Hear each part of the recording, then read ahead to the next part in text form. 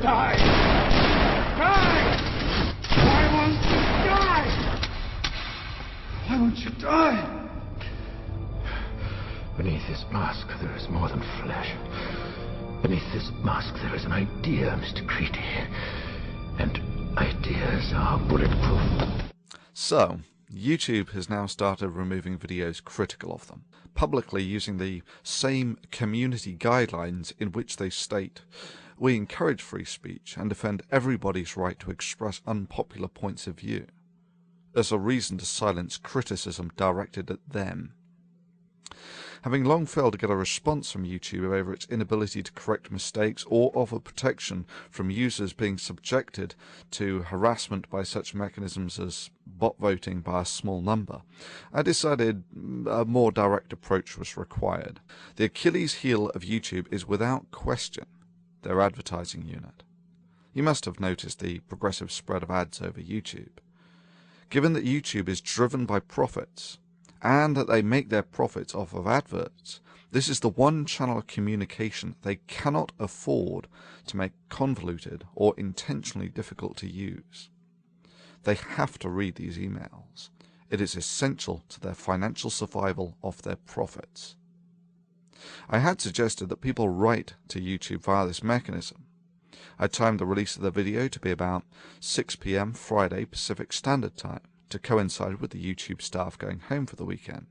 Less than 12 hours later, the video was removed for community guidelines violations. Bullshit. Let's take a look at those guidelines, shall we, YouTube? Well, it's not porn, it's not drug abuse, gratuitous violence, shocking or disgusting hardly, it's not copyright, otherwise that would have been a DMCA issue. Then we come to the interesting stuff. We encourage free speech and defend everybody's right to express unpopular points of view.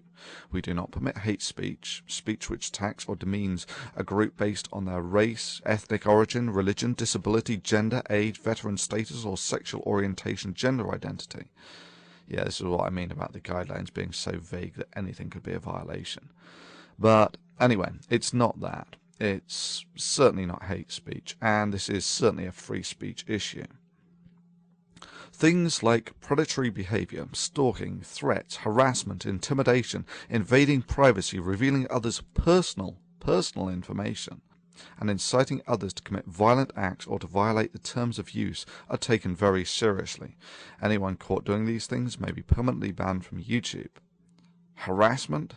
Nah. This was encouraging users to voice legitimate concern. Personal information?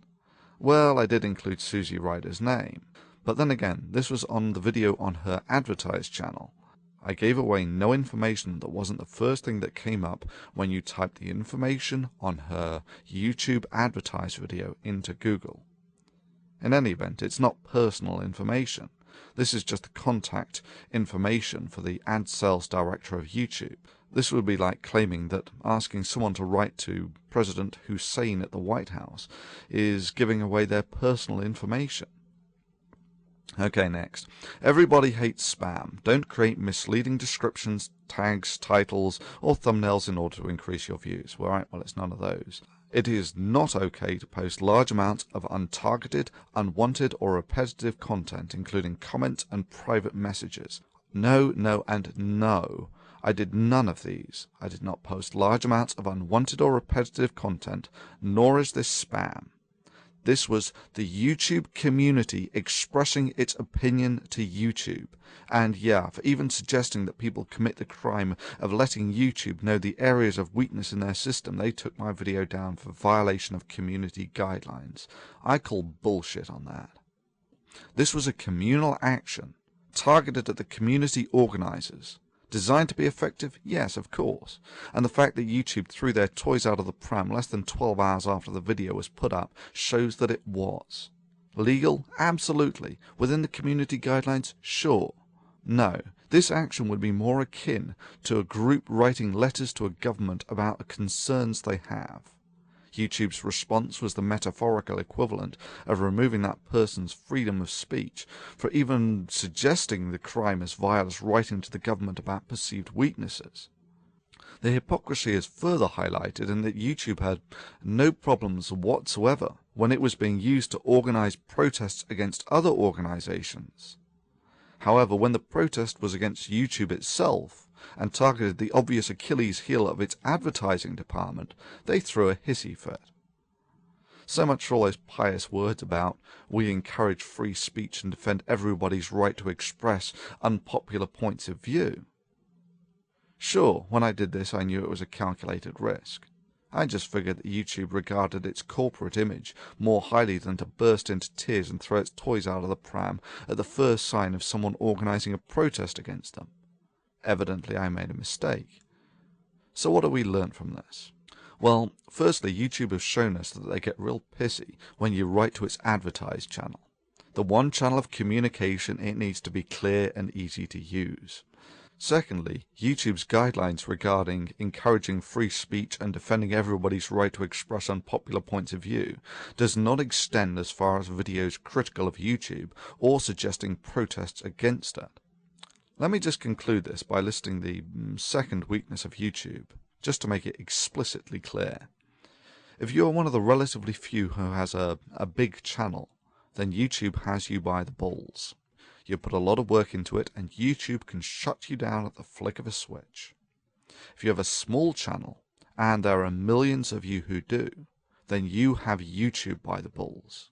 YouTube cannot afford the time to flip millions of switches.